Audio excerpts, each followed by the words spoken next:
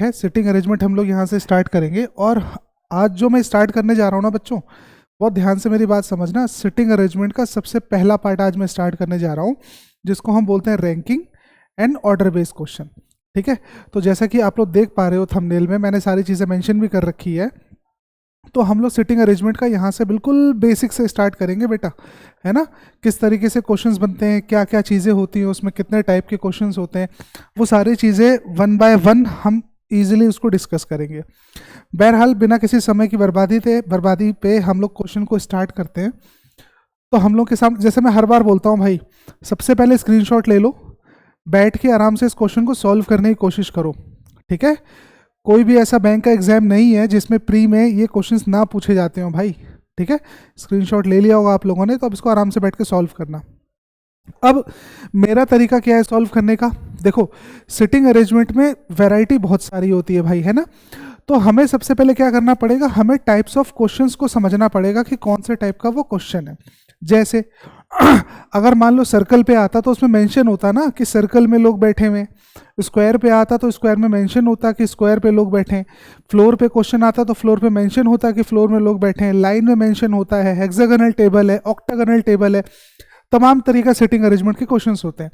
लेकिन अगर आप इस क्वेश्चन को ध्यान से पढ़ो तो इसमें क्या बोल रहा है, यहाँ पर बोल रहा है कि टोटल बॉक्सेस अपने पास 6 हैं, फला फला नाम है उनका, और उसके बाद इनको ना अरेंज करना है मुझे।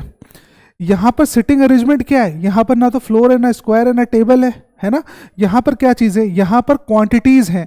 क्वांटिटी जैसे मान लो टॉफीज़ है, अभी आगे चल के कुछ और आएगा, आगे चल के कुछ और आएगा, बुक्स आएगा, वेट आएगा, हाइट आएगा। तो इस तरीके वैरायटी रैंकिंग में बनेगी आपके सामने। तो यहाँ पर इन क्वेश्चंस को सॉल्व करने के लिए सबसे पहले वैरायटी समझ लेना यार, कि जो वैरायटी हम पढ़ रहे हैं वो हम पढ़ रहे हैं अरेंजमेंट ऑफ क्वांटिटी, यानी कुल मिला के मुझे इन क्वांटिटीज को अरेंज करना है। या तो मैं असेंडिंग ऑर्डर में अरेंज कर दूं, या तो मैं डिसेंडिंग ऑर्डर में अरेंज कर दूं, है ना। वो मेरी मर्जी है मैं कैसे अरेंज करता हूं। ठीक है ना। अब अगर ध्यान से देखा जाए तो इन क्वेश्चन को सॉल्व करने का बेसिक सा फंडा क्या होता है भाई, है ना। देखो बिल्कुल फिर कह रहा हूं यार, अंत तक जुड़े रहना बच्चों, मैं गारंटी दे रहा हूं तुम यहां से कुछ ना कुछ सीख के जाओगे भाई, है ना। अब देखो सुनो, यहां पर इसने ये बोला है,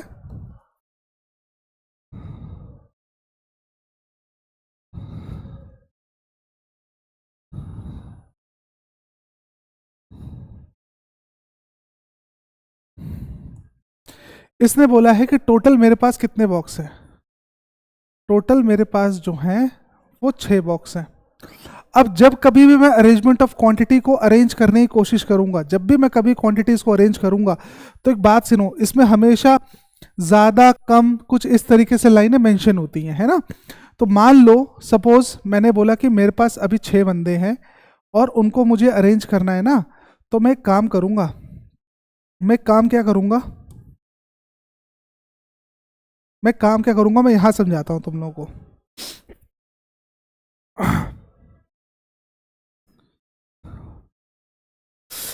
जब भी कभी मेरे को अरेंजमेंट करना होगा, मान लो मेरे सामने 6 बंदे हैं, टोटल बंदे कितने मेरे सामने, टोटल बंदे मेरे सामने हैं 6। अब जब भी कभी इनको अरेंज करना होगा तो चुपचाप उठा के तुम एक चार्ट बना लो यूं, है ना।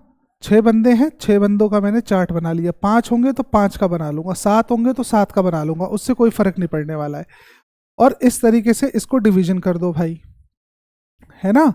अच्छा अब सुनो ध्यान से, यहां पर मुझे ये मान के चलना पड़ेगा कि जो फर्स्ट नंबर पे जो मेरी वैल्यू आएगी वो होगी हाईएस्ट वैल्यू, जो फर्स्ट नंबर पे वैल्यू आएगी मेरी वो होगी मेरी हाईएस्ट वैल्यू, और जो लास्ट नंबर पे जो वैल्यू आएगी वो मेरी होगी बिल्कुल लोएस्ट वैल्यू, बिल्कुल लोएस्ट वैल्यू होगी वो। यानी जो मैंने चार्ट यहां पर ड्रॉ किया है, तो मैंने बढ़ते से घटते हुए क्रम में ड्रॉ किया है, इसका मतलब ये डिसेंडिंग ऑर्डर में अरेंज है, डिसेंडिंग ऑर्डर।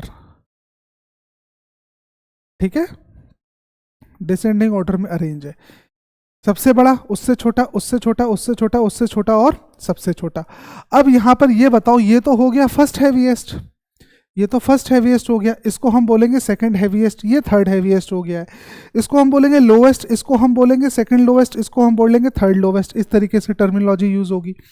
अब एक बात बताओ, यहां पर ना एक लाइन में लिखता हूं, मुझे उस लाइन का मतलब बताना तुम लोग। मैंने बोला कि ए इज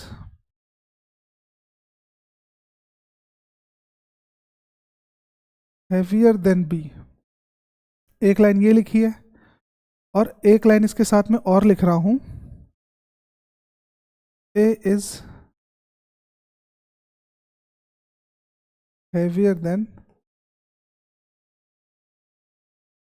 ओनली बी। अब मुझे पहले ये बताओ, ये दोनों लाइनें सेम है कि इनमें जमीन आसमान का अंतर है? बताओ मुझे, सोचो एक बार, एनालिसिस करो। देखो इसका मतलब ये होता है, जब भी कभी आपके सामने ओनली नाम का शब्द जुड़ जाता है, हम लोगों ने ब्लड रिलेशन पढ़ा था, तो ओनली नाम का शब्द जो होता है बेटा, ये हमेशा हेल्पफुल होता है, हमेशा हेल्पफुल होगा, ये हमें चीज़ों को अरेंज कराने में हेल्प करेगा भाई, है ना। लेकिन जैसे ये वाली लाइन बोली है, इसने बोला है कि ए जो है वो बी से भारी है। अब ए बी से भारी है तो भारी है कितना भाई? एक बात तो क्लियर है इस वाली लाइन से, एक बात तो ये क्लियर होती है कि ए जो है वो हमेशा बी के ऊपर आएगा, लेकिन एग्जैक्टली कितनी ऊपर आएगा इसको हम जस्टिफाई नहीं कर सकते। इसका मतलब ये हुआ कि अगर मैं यहाँ पर इसको कोशिश करूँ सेट करने की, तो ये वाली लाइन यहाँ पर सेट नहीं हो पाएगी, क्योंकि मेरा हाई हैवीएस्ट है और ये लोवेस्ट है। तो बी अगर मैं यहाँ रखूँ तो ए यहाँ भी आ सकता है, यहाँ भी आ सकता है, थर्ड पे, सेकंड पे, फर्स्ट पे, कहीं भी आ सकता है। बी को यहाँ रखूँ तो ए कहीं भी आ सकता है। तो ये लाइन हमारे लिए हेल्पफुल नहीं है। अब एक बात बताओ यार, टोटल बंदे 6 हैं मान लो। अब मैंने बोला कि ए सिर्फ बी से भारी है, मेरी बात को ध्यान से समझना, मैंने बोला कि ए सिर्फ बी से भारी है, टोटल बंदे 6 हैं। इसका मतलब यही तो हुआ कि ए जो है ना वो सिर्फ और सिर्फ किससे भारी था? एक बंदे से भारी था, वो कौन है? बी। इसका मतलब बाकियों से तो हल्का हो गया ना वो। बात समझ में आ रही है? तो ये बताओ यहाँ पर ए सिर्फ किससे भारी था? ए सिर्फ बी से भारी था। इसका मतलब ए को मुझे यहाँ लॉक करना पड़ेगा और बाय डिफॉल्ट बी को मुझे यहाँ लॉक करना पड़ेगा, क्योंकि A is heavier than only B. A सिर्फ किससे भारी है? बी से भारी है। बात समझ में आ रही है? गलती से ये मत कर देना कि तुमने ए और बी को उठा के यहाँ रख दिया है। अगर तुमने यहाँ पर रख दिया है तो तुमने गलती कर दी है बेटा। यहाँ गलती ये कर दी है कि ए तो बी से भारी कर दिया है, लेकिन ए को तुमने बाकियों से भी भारी कर दिया है। तो इसका मतलब ए और बी की एग्जैक्ट पोजिशन ये निकल के आएगी। हमेशा ध्यान रखना इस चीज़ों को, है ना। ये लाइनें बार बार टकराएंगी तुम्हारे सामने, तो ये वाली वैल्यू गलत है। दूसरी लाइन देखो, मैंने बोला कि A is lighter than B, है ना। और एक लाइन मैंने बोली है A is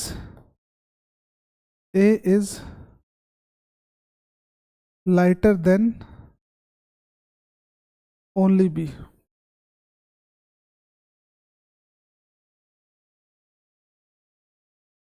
A सिर्फ B से हल्का है,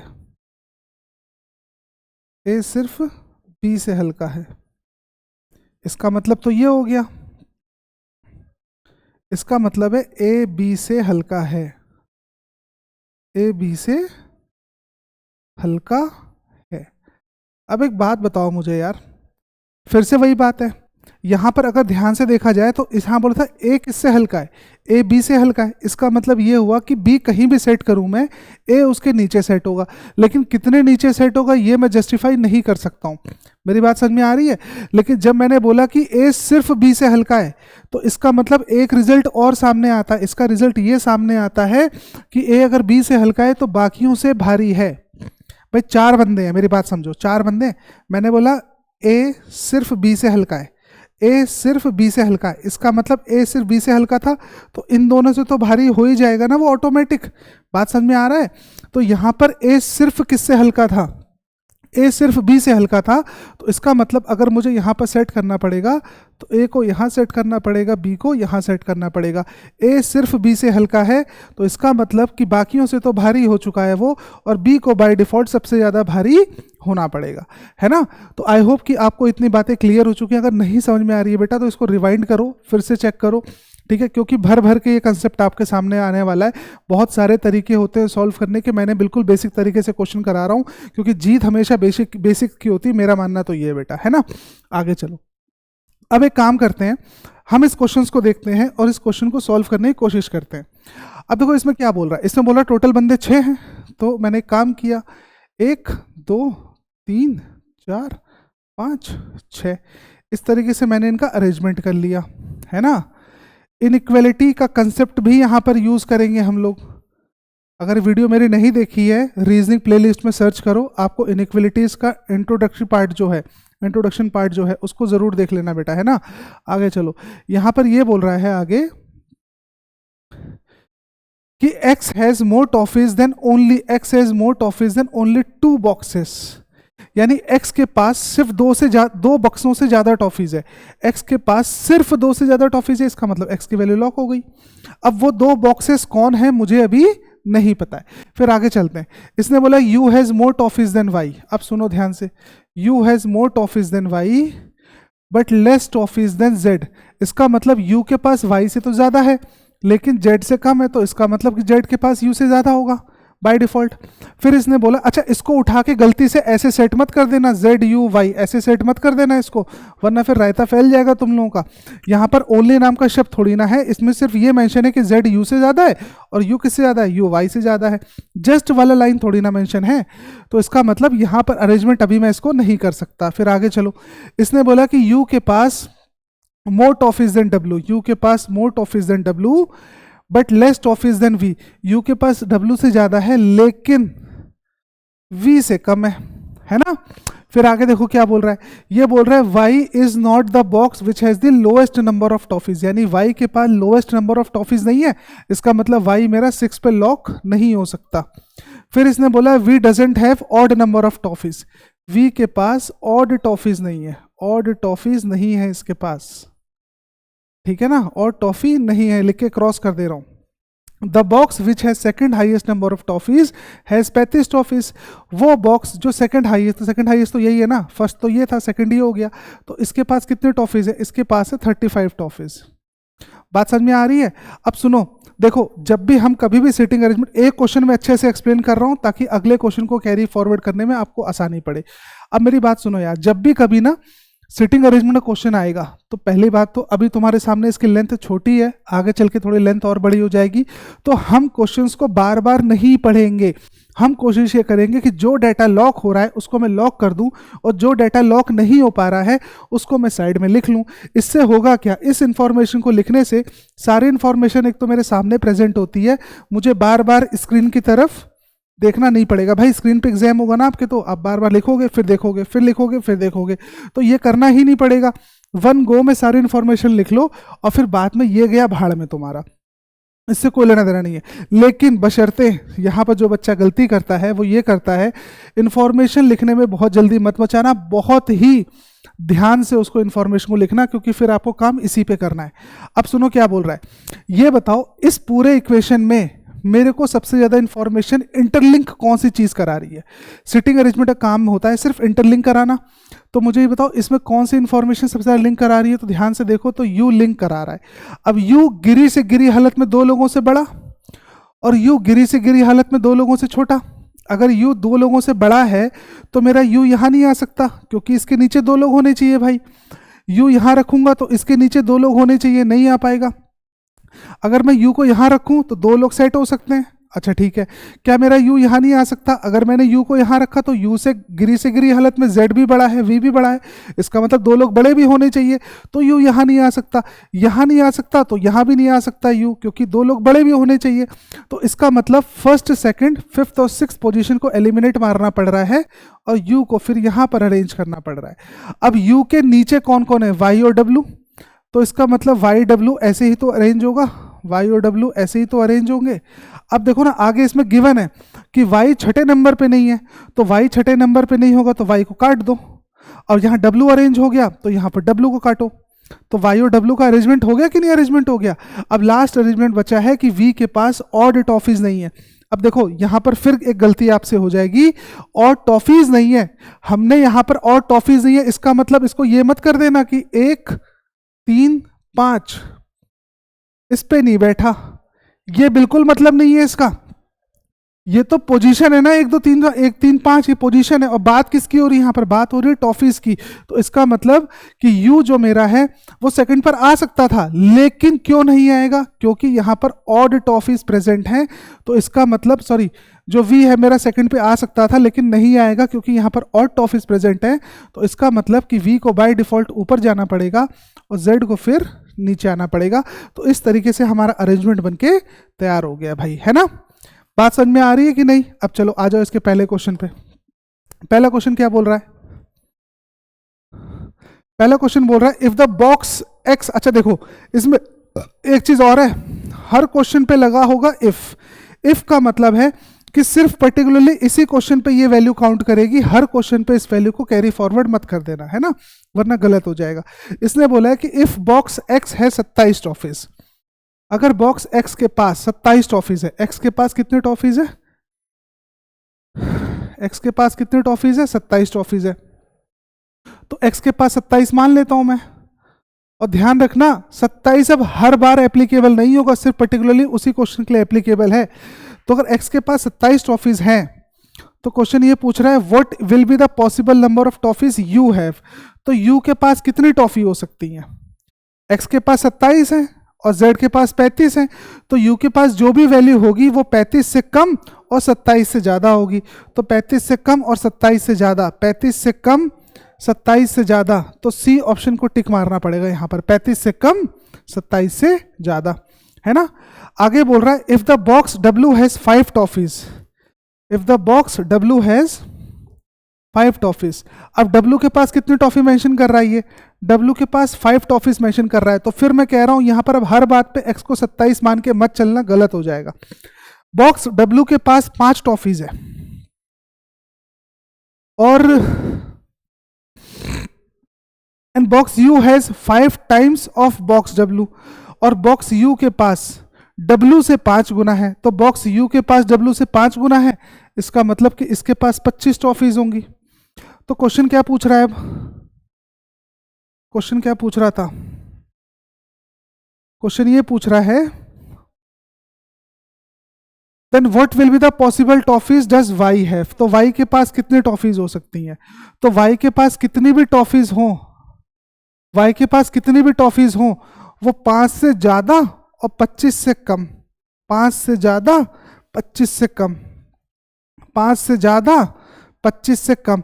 तो हमें डी ऑप्शन को टिक मारना पड़ेगा यहाँ पर, 5 से ज्यादा 25 से कम, है ना। चलो आई होप कि आपको ये वाला क्वेश्चन अच्छे समझ में आ गया होगा। तो पहला क्वेश्चन डिटेल में समझते हैं, फिर आगे हम लोग कैरी फॉरवर्ड कर लेंगे इसकी थ्योरी को, है ना। चलो अगले क्वेश्चन पे आ जाओ बेटा, अगले क्वेश्चन का स्क्रीनशॉट ले लो फट से, बैठ के इसको तुरंत लगाओ भाई। अब इसको मैं सॉल्व करता हूं। इसने बोला है क्वेश्चन में कि अपने पास अब की बार जैसे 5 चॉकलेट्स थी, अब की पिछली बार 6 चॉकलेट्स थी, 6 बॉक्सेस थे, अब की बार क्या है, अब की बार 5 स्वीट्स हैं। तो 1 2 3 4 5, 5 हो गई स्वीट्स, है ना। फिर इसने क्या मेंशन किया, आगे देख लेते हैं। इसने आगे ये मेंशन किया है कि the weight of jalebi is more than the weight of jamun. Jalebi का जो वेट है, जलेबी का जो वेट है वो जामुन से ज्यादा है, जलेबी का जो वेट है वो भी जामुन से ज्यादा है। Ramya bought 5 kg of Mysore pak which is the lowest among the all other sweet. यानी मैसूर पाक का जो वेट है वो बाकी सब मिठाइयों में सबसे कम है। तो मैसूर पाक को यहां ले लेता हूं मैं, और इसका वेट गिवन है, कितना केजी लेके आई है ये 5 kg लेके आई है। फिर आगे चलो, इसने बोला 2 sweets are weighted between halwa and laddu. Halwa और लड्डू के बीच में 2 मिठाइयां हैं, 2 मिठाइयां हैं। तो इसका मतलब ऐसा मत समझ लेना कि हलवा ऊपर है तो लड्डू नीचे ही होगा। अभी ऊपर हो सकता है, ये भी ऊपर हो सकता है, अभी ऊपर नीचे कुछ भी हो सकता है। तो मेरी इन्फॉर्मेशन समझ लो बेटा, इस एरो का मतलब होता है कि अभी हलवा लड्डू इसमें से कोई भी ऊपर हो सकता है, लेकिन कोई भी ऊपर हो चाहे कोई भी नीचे हो, बीच में 2 मिठाइयां लॉक होनी चाहिए मेरे पास। अब इसने लगा दिया है लड्डू के बाद विच। तो ध्यान करो, मैंने जब ब्लड रिलेशन पढ़ाया था तो मैंने आपको बोला था which stand for second person. तो laddu is weight, laddu which is less than the weight of jalebi, यानी लड्डू का जो वेट है वो जलेबी से कम है। इसका मतलब जलेबी का वेट हो गया ज्यादा। बोलो हाँ या ना, ठीक है। She bought 25 kg of jalebi. अब जलेबी कितने किलो लेके आ गई है? वो 25 किलो लेके आ गई है। तो एक काम करते हैं ना, इसको फिर से ध्यान से समझ लेते हैं भाई, क्या क्या चीजें इसमें होने वाली है ना। तो मैसूर पाक की तो वैल्यू लॉक थी, मैसूर पाक की तो वैल्यू लॉक थी। अब इसने मुझे बताओ हलवा और लड्डू कौन सी इंफॉर्मेशन उठानी चाहिए मुझे? तो इंफॉर्मेशन पिक करना, that is also an art. आपको इंफॉर्मेशन पिक करना आना चाहिए भाई। तो हलवा लड्डू के बीच में दो मिठाइयाँ हो सकती हैं। तो एक बात बताओ ना, मेरे पास सिर्फ और सिर्फ एक ही पॉसिबिलिटी है कि हलवा या तो ऊपर हो जाए, है ना, हलवा या तो ऊपर हो जाए और लड्डू नीचे हो जाए, तभी तो दो मिठाइयाँ लॉक हो जाएंगी। या दूसरा केस ये हो सकता है कि लड्डू ऊपर हो जाए और फिर हलवा नीचे हो जाए, तभी भी तो दो मिठाइयाँ लॉक हो जाएंगी। तो हलवा लड्डू ऊपर नीचे कैसे भी हो सकता था। लेकिन एक बात बताओ ना, अगर लड्डू को मैं ऊपर रखता हूं तो लड्डू का वेट जलेबी से तो कम था। तो इसका मतलब ये हुआ कि जो ये वाला केस मैं बना रहा हूं ये मेरा गलत दिशा में चला गया है। तो हमेशा दो डायग्राम पे काम करना आना चाहिए, टाइम बर्बाद नहीं होता है, आप एग्जैक्ट डायरेक्शन में पहुंच जाओगे। तो लड्डू का वेट जलेबी से ज्यादा था तो जलेबी को उठा के यहां रख दूं मैं? नहीं, जलेबी का वेट लड्डू से ज्यादा होने के साथ साथ जामुन से भी ज्यादा था। तो लड्डू से ज्यादा और जलेबी जामुन से भी ज्यादा। तो इसका मतलब कि जलेबी को यहां पर आना पड़ेगा, जलेबी को यहां पर आना पड़ेगा, जामुन को यहां पर आना पड़ेगा। ठीक है, आई होप कि आपको ये वाली वैल्यूज बिल्कुल क्लियर शॉर्ट समझ में आ रही होगी यार। अब क्वेश्चन पे आओ जरा इसके। How many sweets are more than the weight of laddu? Laddu से कितनी मिठाइयाँ ज़्यादा है? तो लड्डू से 3 मिठाइयाँ ज़्यादा है। लड्डू से कितनी मिठाइयाँ ज़्यादा है? 3 मिठाइयाँ ज़्यादा है। क्योंकि हमने जो यहाँ पर चार्ट बनाया था वो ऊपर हाईएस्ट था और नीचे लोएस्ट था, यही तो मान के बना रहा था ना मैं। ठीक है, if the sum of the weights of jamun and Mysore pak is 25 kg। अब मेरी बात सुनो, जामुन और मैसूर पाक का जो वेट है वो 25 kg, जामुन और मैसूर पाक का दोनों का वेट 25 kg। अब दोनों का वेट 25 kg कैसे बन सकता है? दोनों का वेट 25 kg तभी बन सकता है जब इसको मुझे 20 kg करना पड़े। और हर बात पे उसको 20 kg मत मान लेना, सिर्फ उस पर्टिकुलर क्वेश्चन के लिए 20 kg है वो, तो 20 kg है, सॉरी इस वाले क्वेश्चन पे थे हम लोग। 25 kilogram. What is the sum of the weight of jamun and jalebi? तो जामुन और जलेबी के वेट का सम कितना है? जामुन और जलेबी, तो जलेबी तो 25 kg गिवन थी ना, तो इन दोनों का सम कितना हो गया? 45 kg। ठीक है, यहां पर आंसर क्या टिक करेंगे हम लोग? 45 kg टिक कर देंगे, इधर बी ऑप्शन को टिक मार देंगे। How many sweet is more than halwa is same as less than? अब देखो ये क्वेश्चन थोड़ा सा सही क्वेश्चन है, यहां से कंसेप्ट और जनरेट होगा। ये बोल रहा है हलवा से जितनी मिठाइयां ज्यादा हैं उतनी ही किससे कम है। मतलब ये हुआ कि हलवा के ऊपर जितने होने चाहिए चाहे 0 ही क्यों ना हो, तो ऐसी कौन सी मिठाई है कि उसके नीचे उतनी ही वैल्यू आ जाए? ऊपर हलवा के जितने उतनी कौन सी मिठाई है कि उसके नीचे उतने? तो एक बात बताओ, हलवा के ऊपर कितने? हलवा के ऊपर कितने? हलवा के ऊपर 0।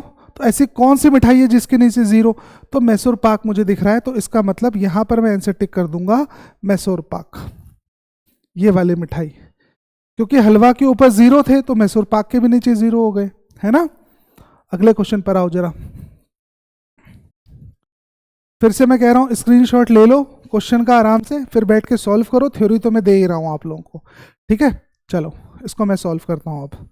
अब इसने बोला है कि टोटल बंदे मेरे पास होने चाहिए 6। तो फिर से देखो पूरा का पूरा जो चैप्टर है हम इसी बेसिक पे सॉल्व कर देंगे इसको। झंझट ही नहीं है ज़्यादा बेटा, आराम से इसी कंसेप्ट पे डटे रहो, सारे क्वेश्चन सॉल्व हो जाएंगे। दुनिया क्या ट्रिक बता रही है छोड़ो उसको, अपने कंसेप्ट पे काम करो, ठीक है। अब इसने बोला कि 6 लोग हैं, n is heavier than only r। n जो है वो सिर्फ r से भारी है। अगर n सिर्फ r से भारी है तो इसका मतलब ये हुआ कि n की वैल्यू और r की वैल्यू लॉक हो गई। n सिर्फ किससे भारी था? r से भारी था। n सिर्फ किससे भारी था? r से भारी था। फिर इसने बोला कि 2 person are either lighter than q और हैवियर देन q। इस लाइन का मतलब समझो, या तो q से 2 लोग भारी हैं या तो q से 2 लोग हल्के हैं। ऐसी सब लाइनें तुम्हें जब तुम हैवी लेवल पजल्स और सेटिंग अरेंजमेंट पढ़ोगे तो ये सब लाइनें बार बार टकराएंगी, है ना। तो अभी से इसका मतलब समझ लो। इसने बोला कि या तो q से 2 लोग ज्यादा हैं या तो q से 2 लोग कम है। तो या तो q से 2 लोग ज्यादा हैं या तो q से 2 लोग कम है। तो सुनो, ये डायग्राम में अगर q को मैं लॉक करूं तो इससे मैंने क्या शो करा? इससे मैंने शो करा q से 2 लोग कम हो गए। और ये बताओ अगर मैं q को यहां लॉक करूं तो यहां मैंने क्या शो किया? क्यू से दो लोग ज्यादा हो गए। तो स्टेटमेंट वैलिड हो रहा है डायग्राम पे, डायग्राम कॉन्ट्राडिक्टरी नहीं है अभी, दोनों केसेस में स्टेटमेंट वैलिड हो रहा है, तो दोनों का हमें डायग्राम इस तरीके से ड्रॉ करना पड़ेगा, फिर आगे देख लेंगे क्वेश्चन के हिसाब से, है ना। फिर इसने बोला है कि P is heavier then M। अब P जो है वो किससे हैवी है, वो M से हैवी है, लेकिन P हैवीएस्ट नहीं है। अब हैवीएस्ट नहीं है तो किस पे नहीं आएगा, फर्स्ट पे नहीं आएगा, है ना। इसका मतलब एक बात बताओ, अब इस वाले फर्स्ट वाले फिगर पे आ जाओ जरा, और ये सेकंड फिगर है। फर्स्ट वाले फिगर में P और M को लॉक करना है, तो P और M तो ऐसे ही लॉक होगा, गलती से ऊपर लॉक मत कर देना, क्योंकि P तो फर्स्ट नंबर में मना कर दिया। अब ये बताओ, अगर सब लॉक हो चुके हैं तो बाय डिफॉल्ट कौन बचा हुआ है, O ही तो बचा हुआ है, तो O को टॉप पे आना पड़ेगा। इस केस में P M से जा रहा था, जस्ट ज्यादा तो बात हुई नहीं है, तो यहां पर P आ जाएगा, यहां पर M आ जाएगा। अब फिर से बाय डिफॉल्ट ऊपर कौन आ जाएगा, O आ जाएगा। अब तुम बोलोगे सर ये बताओ एक क्वेश्चन के दो डायग्राम कैसे हो सकते हैं, तो बिल्कुल हो सकते हैं दो डायग्राम। अब हमको इसको एलिमिनेट करना पड़ेगा क्वेश्चंस की हेल्प से, कि कौन से क्वेश्चन के हिसाब से कौन सा डायग्राम वैलिड होगा। अब चलो आ जाओ जरा क्वेश्चन पे। पहला क्वेश्चन बोल रहा है if M is heavier than only 2 person. अगर M सिर्फ दो लोगों से भारी है, तो इसका मतलब कौन से डायग्राम को उठाना पड़ेगा, मुझे डायग्राम नंबर 2 को उठाना पड़ेगा, है ना। फिर क्वेश्चन क्या पूछ रहा है, if M is heavier than only 2 person, what is the position of Q। Q की पोजीशन बतानी है, तो क्या Q सेकंड हैवीएस्ट है, क्या Q सेकंड हैवीएस्ट है, क्या Q सेकंड हैवीएस्ट है, नहीं, हमें इस डायग्राम को उठाना पड़ेगा। क्या Q सेकंड हैवीएस्ट है, नहीं, सेकंड हैवीएस्ट तो P है। आगे आओ, अगला क्या बोल रहा है, third lighter person. Third lighter person, तो थर्ड लाइटर पर्सन है, फर्स्ट लाइटर ये हो गया, सेकंड लाइटर ये हो गया, थर्ड लाइटर भी नहीं है, लाइटर तो नीचे से हो गया, हैवीएस्ट तो ऊपर से होगा, तो थर्ड लाइटर भी नहीं रहा भाई। आगे क्या पूछ रहा है वो, आगे पूछ रहा है कि नन ऑफ दिस, तो बाद में देंगे, हैवियर देन M, क्या वो M से भारी है, क्या Q M से भारी है, बिल्कुल भारी है, Q अगर देखा जाए तो M से भारी है, तो इसका मतलब ये वाले ऑप्शन को टिक करना पड़ेगा मुझे। अच्छा इसको भी देख लो, लाइटर देन M, क्या Q लाइटर देन M है, Q लाइटर देन M तो नहीं है, Q तो M से भारी था, तो वो वाला ऑप्शन टिक करना पड़ेगा मुझे, है ना। अगले पे आओ, who among the following is heaviest. अब दोनों में हैवीएस्ट कौन है, पूरे डायग्राम में हैवीएस्ट कौन है, तो चाहे उससे निकालो चाहे इससे निकालो, हैवीएस्ट पर्सन तो अपना O ही बन रहा है ना। If the weight of N इज 45 kg then what may be the weight of R। अब इसने बोला कि अगर N का वेट 45 kg है, अगर N का वेट 45 kg है, ठीक है, तो R का वेट पूछ रहा है वो, तो ये बताओ R का वेट कुछ भी होगा वो 45 से तो कम ही होगा, R का वेट कुछ भी होगा 45 से तो कम ही होगा, 45 से कम होगा, तो 45 से कम ना तो 60, 56, 48, 90 कोई नहीं है, तो यहां पर मैं टिक मारूंगा, नन ऑफ दीज को टिक मार दूंगा, है ना। बात समझ में आ गई। If the weight of N इज 45 kg, व्हाट में द वेट ऑफ R, ठीक है, 45 kg के नीचे होना चाहिए था उसको, तो अभी पता नहीं 45 kg के नीचे तो कोई और वैल्यू है ही नहीं यहाँ पर ना, तो नन ऑफ दिस को टिक मार देंगे हम लोग। चलो आगे आ जाओ फिर से स्क्रीनशॉट ले लो, फिर मैं इसको एक्सप्लेन करूंगा भाई। चलो आगे मैं एक्सप्लेन करता हूँ इसको। इसने बोला है कि अपने पास टोटल जो कॉर्ड्स हैं वो 5 कॉर्ड्स है। ये बढ़िया क्वेश्चन है, समझने लायक क्वेश्चन है ये। फिर से एक नया कंसेप्ट सामने आएगा आपके अभी, है ना। 5 कॉर्ड्स हो गई हैं। अब इसने बोला है the length of cord 1, the length of cord 1 is more than the length of cord 5, यानी C1 जो है वो C5 से ज्यादा है। अब फिर आगे लग गया है विच का मतलब C5, C5 is less than C4, C5 is less than C4। The length of cot 2 is the least among the all, इसका मतलब जो कॉट 2 है उसकी वैल्यू सबसे कम है, तो C2 की वैल्यू यहां पर लॉक कर दो, है ना। फिर इसने बोला है कि the number of cots which length is more than cot 1 is same as that of less than cot 3।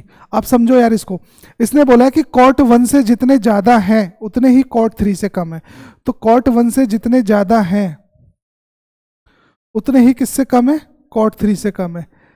तो ये लाइन हमको सेट करनी है, और इस लाइन का मतलब बिल्कुल ये बिल्कुल मतलब नहीं है कि C1 हमेशा ऊपर आएगा भाई, C1 ऊपर भी आ सकता है, C1 नीचे भी आ सकता है। तो ये इंफॉर्मेशन अभी लॉक थोड़ी ना है कि कंफर्म है कि C1 ऊपर ही होगा। तो एक बात बताओ अब मेरे सामने ये दो चीजें पड़ी हुई है, तो मुझे किसको उठाना चाहिए। फिर कह रहा हूं मैं कि picking the exact data is most important thing while you are solving sitting arrangement and puzzles question. वरना एल्स आप स्टक हो जाओगे उसमें, है ना। तो ये बताओ अगर मैं अपने C1 को यहां रखता हूं तो C1 से ऊपर 0, तो C3 के नीचे भी 0, तो C3 को यहां पर आना चाहिए था, तो ऐसा तो हो नहीं पाएगा क्योंकि C2 ने ऑक्यूपाई कर रखा है। अगर मैं C1 को यहां रखूं तो C1 के ऊपर 1, तो C3 के नीचे 1 बिल्कुल वेरीफाइड हो रहा है। अच्छा ठीक है, क्या मेरा C1 इस जगह पर आ पाएगा? सोचो, C1 के ऊपर 2, तो C3 के नीचे भी 2, तो C3 भी यहां पर लॉक हो जाएगा। तो C1 C3 तो साथ में आ ही नहीं सकते ना, क्योंकि उसने ऑलरेडी मेंशन है कि डिफरेंट डिफरेंट लेंथ है, सबकी सेम लेंथ तो है ही नहीं। इसका मतलब C1 मेरा है और C3 यहां नहीं आ सकता। अच्छा C1 यहां पर रखूं तो C1 के ऊपर देखो कितने, 1 2 3, तो C3 के नीचे भी कितने होंगे, 3 होंगे, तो C3 को यहां पर आना पड़ेगा। तो ये बताओ ये वाली वैल्यू जस्टिफाई हो रही है कि नहीं हो रही? अभी गलत कौन सा सही कौन सा देख लेंगे यार उसको, है ना। बस अभी आप सीखो, क्योंकि अभी बिल्कुल फ्रेशर हो आप, आपको समझना जरूरी है। स्पीड तो अपने आप धीरे धीरे आ जाएगी यार, चीज़ों को करते रहोगे, घिसते रहोगे, बार बार स्पीड आ जाएगी। पहले कंसेप्ट समझ लो एक बार, ठीक है ना। अब ये बताओ अगर मैंने C1 को यहां पर रखा तो C1 तो C5 से ज़्यादा था, तो ये वाली वैल्यू तो जस्टिफाई नहीं हो रही है। अब यहां पर आओ, इसका मतलब ये वाली पॉसिबिलिटी गलत हो गई। C1 C5 से ज़्यादा था तो C1 C5 से ज़्यादा हो गया, और C4 C5 से ज़्यादा था, तो इसका मतलब यहां पर इस तरीके से सेट कर दो इसको, बस क्वेश्चन खत्म। आगे आ जाओ, क्वेश्चन पे क्या बोल रहा है। एक मिनट वो डेटा और लिख लो जरा। The length of cord 3 is 140, length of cord 3 is 140, ये वाली वैल्यू तो बिल्कुल फिक्स है। आगे आओ, इसने बोला है how many cot length are more than cot 5, cot 5 से कितने ज्यादा हैं? तो कॉट 5 से कितने ज्यादा हैं? 2 ही ज्यादा हैं। तो कॉट 5 से कितने ज्यादा हैं? तो बी ऑप्शन पे टिक करेंगे। If the length of cot 1 is 190 centimetre, length of cot 1 कितना बोल रहा है ये? लेंथ ऑफ कॉट 1 को अब की बार ये 190 सेंटीमीटर कंसिडर कर रहा है। तो क्वेश्चन क्या पूछ रहा है? क्वेश्चन क्या पूछ रहा है? क्वेश्चन ये पूछ रहा है कि what is the length, what may be the length. देखो यहां पर मे लगा हुआ है, मे मतलब पॉसिबिलिटी वाला ऑप्शन टिक करना है, कंफर्म ऑप्शन थोड़ा ना टिक करना है। तो कॉट 5 की लेंथ कितनी हो सकती है? तो कॉट 5 की लेंथ जो भी होगी 190 से कम 140 से ज्यादा, 190 से कम 140 से ज्यादा, तो ये तो हो गया गलत। 190 से कम 140 से ज्यादा, ये भी हो गया गलत। 190 से कम 140 से ज्यादा, ये वैलिड है। 190 से कम 140 से ज्यादा, ये इनवैलिड है। 190 से कम 140 से ज्यादा, तो ये भी इनवैलिड है। इसका मतलब सी वाले ऑप्शन को टिक कर देंगे हम लोग, है ना। क्लियर हो रहा है ना क्वेश्चन? अगले पे आओ भाई, इस क्वेश्चन को करो, ये भी बहुत बढ़िया क्वेश्चन है, बहुत स्टैंडर्ड क्वेश्चन है ये। ठीक है, स्क्रीनशॉट ले लिया, अब मैं इसको सॉल्व कर देता हूं। ठीक है, आ जाओ। इसने बोला है कि 6 बंदे हैं टोटल, 1 2 3 4 5 6, बहुत स्टैंडर्ड क्वेश्चन है ये। ठीक है, कुछ नया सीखने को मिलेगा तुम लोगों को इसमें। अब इंफॉर्मेशन लिख लेता हूं मैं। इसने बोला कि they are arranged in descending order as per their earning. देखो इस लाइन से कभी कंफ्यूज मत होना यार, तुम चाहे असेंडिंग में अरेंज कर दो चाहे डिसेंडिंग में अरेंज कर दो, बाद में तो उसको हम पैटर्न बना ही सकते हैं ना, जिस तरीके से अरेंज करना हो। और वैसे भी हमारा अरेंजमेंट तो डिसेंडिंग ऑर्डर ही चल रहा है, हमें कुछ अलग से करना ही नहीं है। फिर इसने बोला कि सूर्य अंश मोर देन कुंवर, सूर्या की जो सैलरी है वो कुंवर से ज्यादा है। Kunwar, Suryansh more than Kunwar but less than Anil. Surya Kunwar से ज्यादा है लेकिन अनिल से कम है ना। Anil who does not earn the highest salary, अब अनिल जो है हाईएस्ट नहीं है, इसका मतलब अनिल फर्स्ट पे नहीं आ सकता अब। फिर इसने बोला कि Manoj earns less than Yogita, Manoj की सैलरी जो है वो लेस है, किससे लेस है? योगिता से लेस है। Manoj earns less than Yogita but more than Lalit, but more than Lalit. Lalit who does not earn more than Kunwar, Lalit जो है वो कुंवर से ज्यादा नहीं पाता है, इसका मतलब कि ललित कुंवर से कम पा रहा होगा, ललित कुंवर से कम पा रहा होगा, तो कुंवर की सैलरी ज्यादा कर दी मैंने, है ना। फिर बोल रहा है Manoj does not earn the second lowest, अब मनोज सेकंड लोवेस्ट नहीं है, इसका मतलब मनोज 5th नंबर पे नहीं आ सकता। ठीक है, the second highest salary, second highest salary होगी भैया 60,000। ठीक, एंड थर्ड लोवेस्ट सैलरी कितनी हो गई है? 40। तो फर्स्ट सेकंड थर्ड ये हो गई है, ये हो गई है 40,000। अब एक बात बताओ यार, देखो पहले हमारे सामने जो क्वेश्चन था उसमें ओनली नाम से क्वेश्चन दे के हमें हेल्प कर देता था, लेकिन यहाँ पर ध्यान से देखा जाए अगर तो कुछ भी हेल्पफुल नहीं है मेरे लिए ना। तो मुझे ये बताओ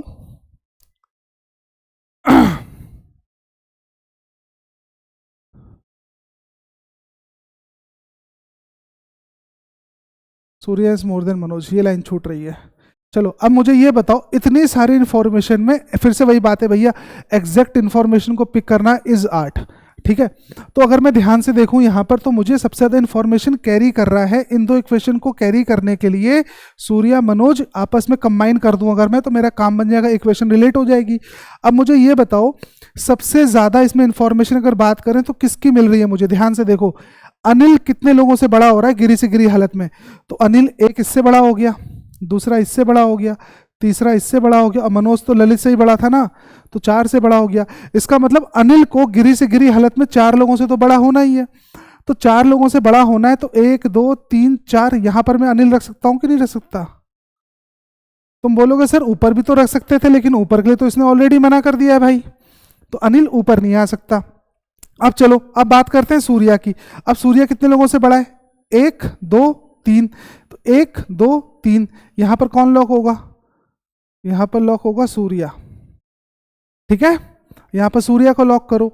अब चलो फिर हम आगे करते हैं कैरी किसको, कुंवर। कुंवर सूर्या से बड़ा है, कुंवर ललित से बड़ा है, कुंवर सूर्या से बड़ा है, कुंवर ललित से बड़ा है, कुंवर सूर्या से बड़ा है, कुंवर ललित से बड़ा है।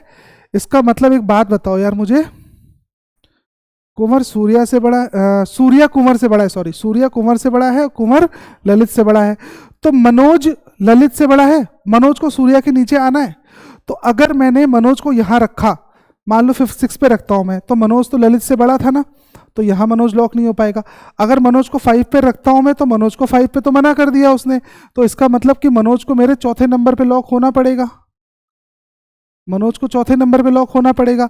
अब मनोज किससे बड़ा था? ललित से बड़ा था, और ललित से कौन बड़ा था? कुंवर बड़ा था, तो इसका मतलब कि कुंवर को यहां पर आना पड़ेगा,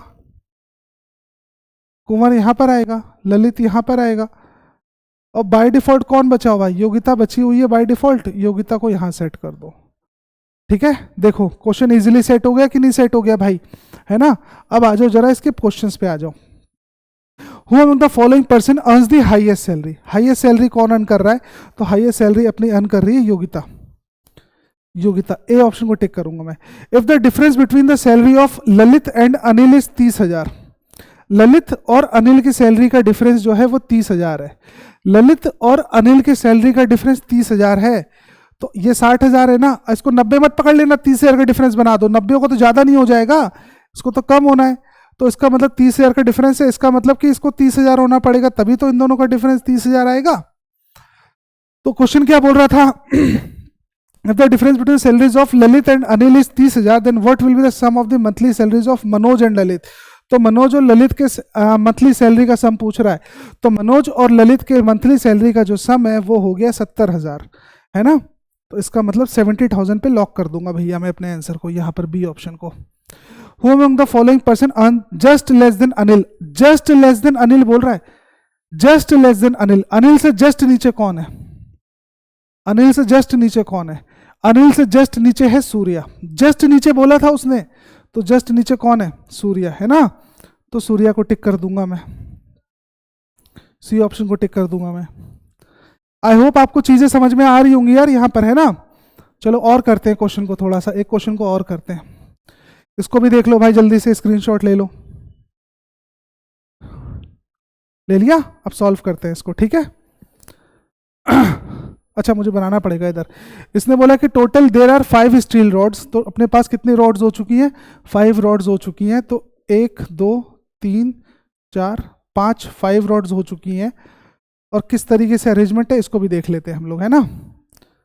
फिर इसने बोला है 5 रॉड्स होने के साथ साथ टाटा फला फला रॉड्स हैं, the steel rods are arranged in descending order, descending order में अरेंज है, इससे कोई फर्क नहीं पड़ रहा। Diameter of Rathi is more than Kiskol, Rathi is more than Kiskol, Rathi is more than Kiskol, ठीक है, राठी किसकोल से ज्यादा हो गई है,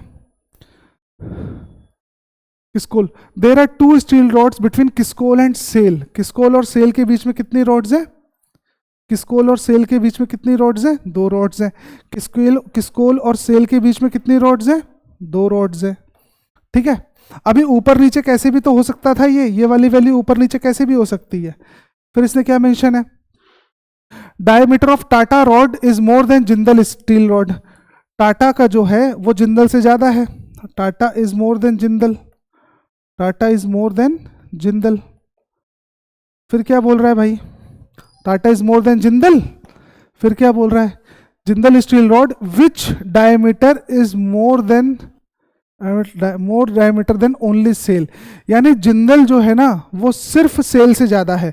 तो जिंदल अगर सिर्फ सेल से ज्यादा है तो इसका मतलब जिंदल यहां पर आएगा, जिंदल को यहां होना पड़ेगा। जिंदल सिर्फ सेल से ज्यादा था, सेल को यहां होना पड़ेगा। अब जैसे सेल लॉक करोगे तो किसकोल और सेल लॉक हो जाएगा यार, इनके बीच में 2 होना है तो यहां पर किसकोल आ जाएगा। अब ये बताओ किसकोल से ज्यादा कौन था? राठी। लो राठी हो गया। और टाटा का जिंदल से ज्यादा था तो यहां पर टाटा को लॉक कर दो। ठीक है कि नहीं? ठीक है, देखो सेट हो गया। अब क्या मेंशन था इसमें? The diameter of Jindal rod is 10 metre. Jindal का 10 है, किसकोल का 28 है। जिंदल का 10 है, किसकोल का 28 है। जिंदल का 10 है, किसकोल का 28 है। अब देख लेते हैं क्या बोल रहा है क्वेश्चन। पहला बोल रहा है how many steel rods are more diameter than Tata steel rod. Tata से कितने ज्यादा है बेटा? 2 ही ज्यादा है, तो डी ऑप्शन को टिक मार दूंगा। If the sum of the diameter of Kiskol and Rathi is 60, Kiskol और राठी का सम 60 है, तो एक बात बताओ ना, सम 60 होने के लिए इसको 32 होना पड़ेगा। 8 2 10 3 2 5 60 तभी तो बनेगा। Then what is the diameter of Rathi? Rathi का 32 निकल आया भाई, इस पता नहीं क्या है इसमें। जब इसकी वैल्यू निकाल 60, दोनों का सम होना चाहिए था ना, दोनों का सम 60 होना चाहिए था, तो इस तरीके से निकल आएगा answer. What may be the diameter of Tata steel rod? Tata steel rod का कितना हो सकता है?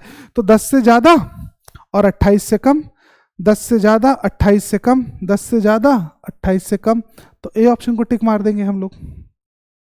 ठीक है, चलो इस क्वेश्चन को और सॉल्व कर लो।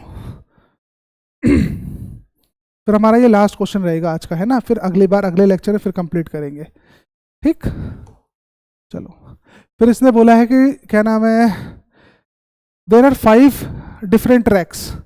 1 2 3 4 5 डिफरेंट रैक्स है अपने पास। ठीक है, फटाफट सॉल्व करता हूं थोड़ा सा मैं। जे हैज मोर शेल्फ, जे के पास किससे ज्यादा है? आई से ज्यादा है। J have more shelf than I but less than K. J के पास आई से ज्यादा है मगर के से कम है। I has more shelf than L, I के पास किससे ज्यादा हो गया? एल से ज्यादा हो गया।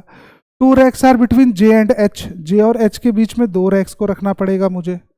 ऊपर नीचे कुछ भी हो सकता है। अब सुनो, ये बताओ अगर मैंने किसको रखूं? जे गिरी से गिरी हालत में कितने लोगों से बड़ा? जे गिरी से गिरी हालत में 2 लोगों से बड़ा।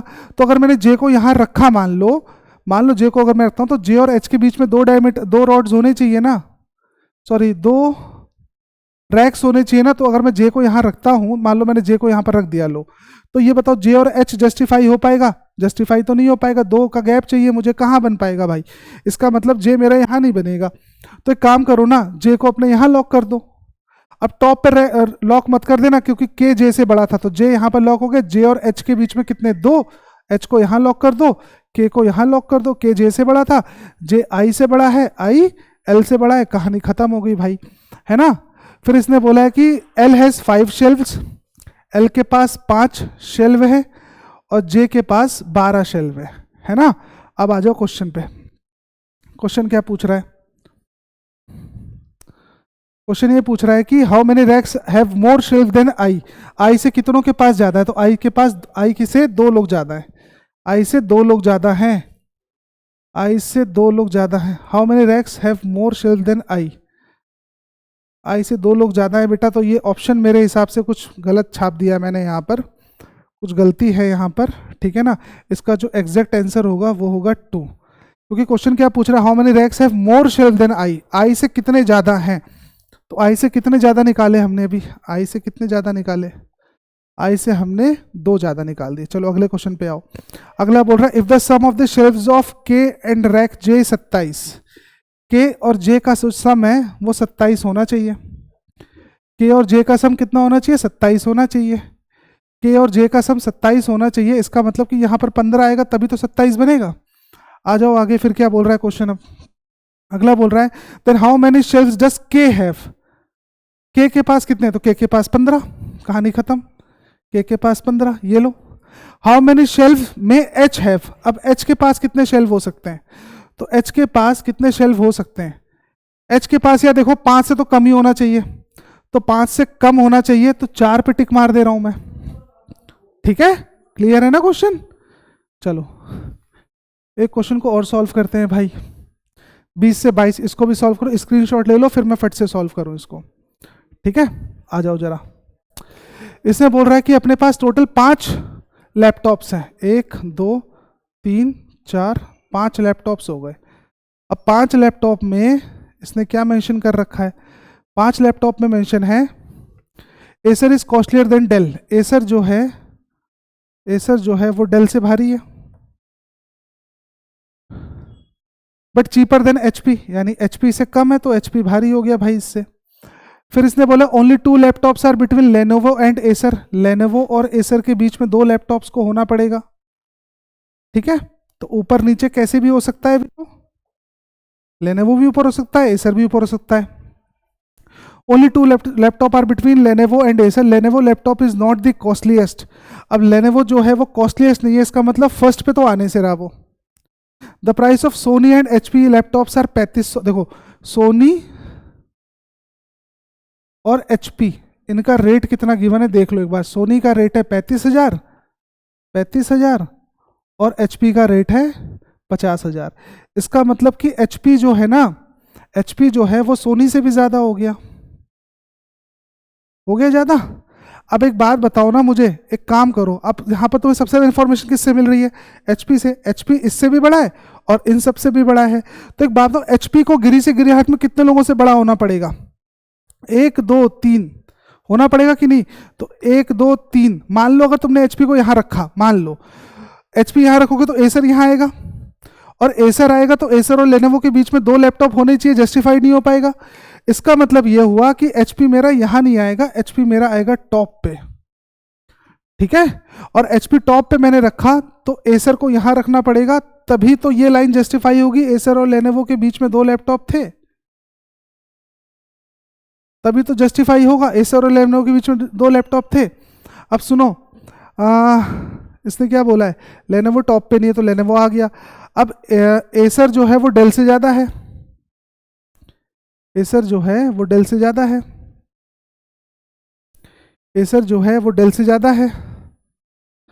और सोनी, देखो यहीं पर दिक्कत आएगी। अब सोनी का कीमत हो गई, 1 मिनट, सोनी की कीमत लिख दो, ये 50,000 हो गया, एचपी 50,000 हो गया, और जो अपना सोनी है ये 35,000 है, तो डेल की कीमत कहीं लिखी हुई है?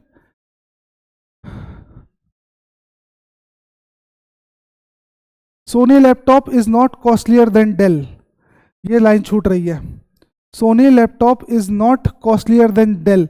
सोनी का लैपटॉप डेल से ज्यादा महंगा नहीं है, इसका मतलब कि फिर डेल को यहां पर आना पड़ेगा, है ना, और फिर सोनी को यहां पर आना पड़ेगा। भाई सोनी का लैपटॉप डेल से ज्यादा नहीं है, तो सोनी का लैपटॉप डेल से ज्यादा नहीं है तो सोनी को कम होना पड़ेगा। और सोनी के लैपटॉप की कीमत हमने कितनी निकाली थी? अभी 35,000 गिवन था, है ना। चलो क्वेश्चन पे आ जाओ भाई। क्वेश्चन क्या बोल रहा है? If the sum of the price of Sony and Lenovo is 65,000। Sony और लेनोवो का सम जो है वो 65,000 होना है, तो 65,000 होने के लिए इसको मैं 30,000 कर दे रहा हूं, हो जाएगा सम 65,000, है ना। तो क्वेश्चन क्या पूछ रहा है? Then what is the price of Lenovo? अभी 30,000 निकाल दिया मैंने, 30,000 हो जाएगा। How many laptop are costlier than Sony? Sony से कितने महंगे हैं? सोनी से कितने महंगे हैं? सोनी से कितने महंगे? तो सोनी से 3 लैपटॉप महंगे हैं। सोनी से कितने महंगे? 3 लैपटॉप महंगे हैं। If the cost of HP is 5,000 more than Acer.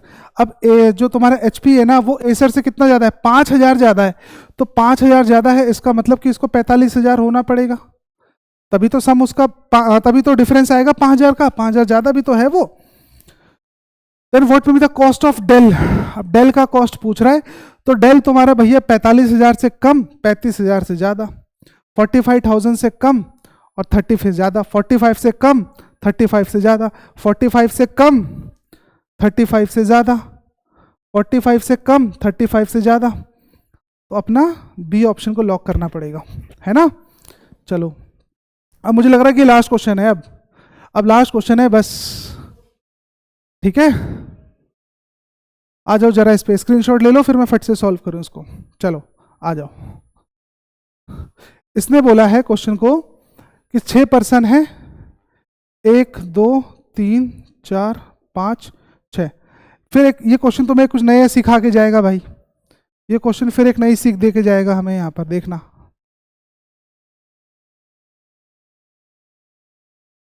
इसने बोला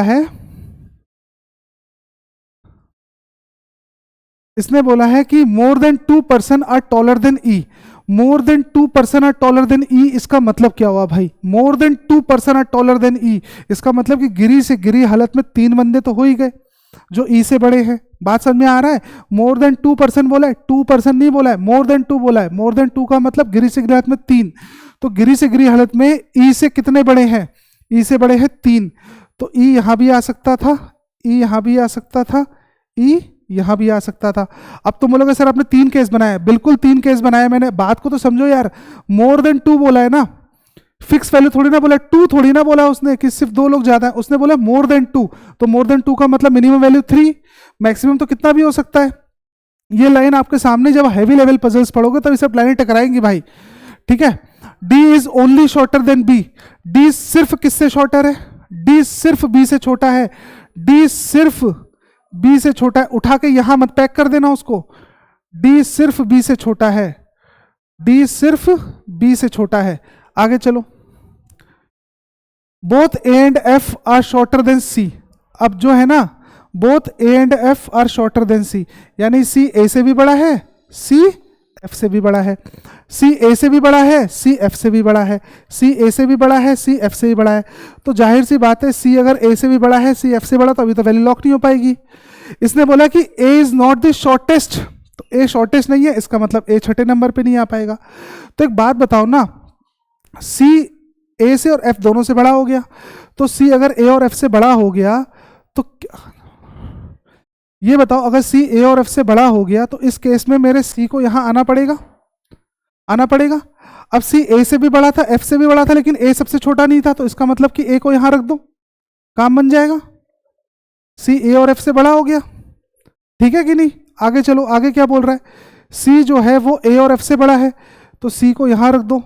अब तुम बोलोगे सर ए को, ए फिर यहां नहीं आ सकता, शॉर्टेस्ट नहीं है, तो इसका मतलब सी ऐसे, ए ऐसे, एफ ऐसे, है ना।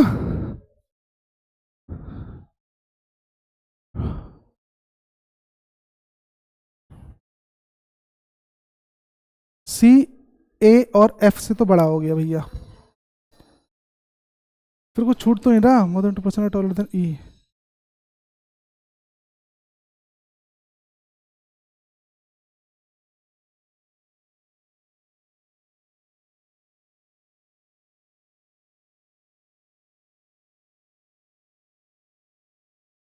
अच्छा ये लाइन छूट गई है, neither A nor F is taller than E, neither A nor F is taller than E, यानी ए भी ई से छोटा है और ई जो है वो एफ से बड़ा है।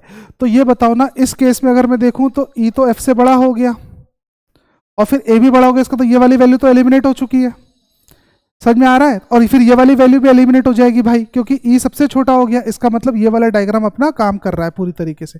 अब आ जाओ क्वेश्चन पे, पहला क्वेश्चन क्या बोल रहा है? बस क्वेश्चन ही खत्म हो गया इसका, आ जाओ जल्दी से। What is the possible height of C? Possible height of C तो पहले काम कर ले, लिख लूं जरा, कुछ छूट रहा है मेरे से।